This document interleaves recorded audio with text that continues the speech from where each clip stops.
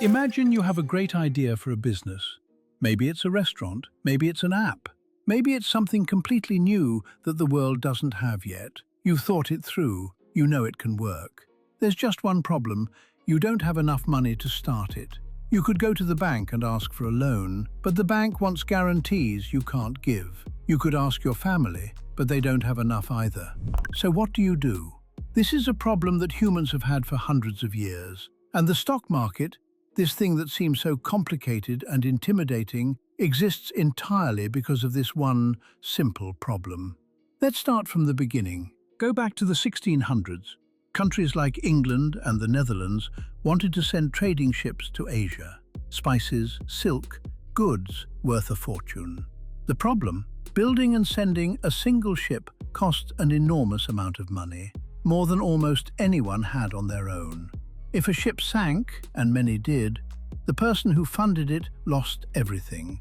So merchants came up with a clever idea. What if, instead of one person carrying all the risk, you split the cost and the potential profit among many people? You'd own a piece of the voyage, not all of it, just your share. If the ship came back loaded with goods, everyone who invested got a portion of the profits. If it sank, everyone only lost their piece, not their entire fortune. This idea, splitting ownership of something into small pieces, is the foundation of what we now call a stock. A stock is simply a small piece of ownership in a company. Fast forward to today. A company, let's say a tech startup, has a great product. They need $10 million to grow. They don't want to borrow it from a bank and pay it back with interest. So instead, they divide the company into millions of small pieces, called shares, and sell those pieces to the public. If the company is divided into 10 million shares, and you buy one share, you own 1/10 millionth of that company. That sounds tiny. But here's where it gets interesting. If the company grows, becomes more valuable, and starts making serious money, your piece grows too. The share you bought for $10 might now be worth $50. You didn't do anything, you just owned a piece of something that got more valuable. That's the basic idea of investing in stocks. Now, where does the stock market come in? Here's the thing. If you buy a share of a company, you might not want to hold it forever. Maybe you need your money back in 2 years. Maybe you find a better opportunity. For this to work, you need to be able to sell your share to someone else. But how do you find that person? And how do you both agree on a fair price? That's exactly what the stock market solves. Think of it like a farmer's market, except instead of tomatoes and bread, people are buying and selling ownership pieces of companies.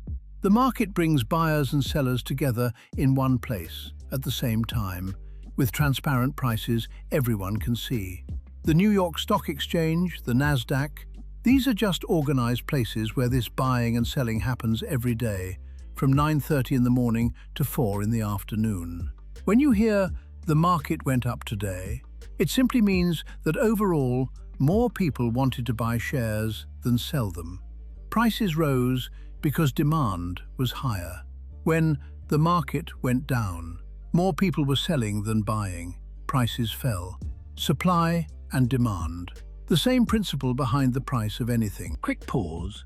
If this is making sense to you and you want more of this every week, hit like and subscribe. It genuinely helps more people find the channel. Now back to it. So why should a regular person care about any of this? Here's the honest answer. When you put money in a savings account at a bank, the bank pays you a small amount of interest, usually very little, barely enough to keep up with the rising cost of living. When you own a piece of a growing company, a stock, you participate in that company's growth.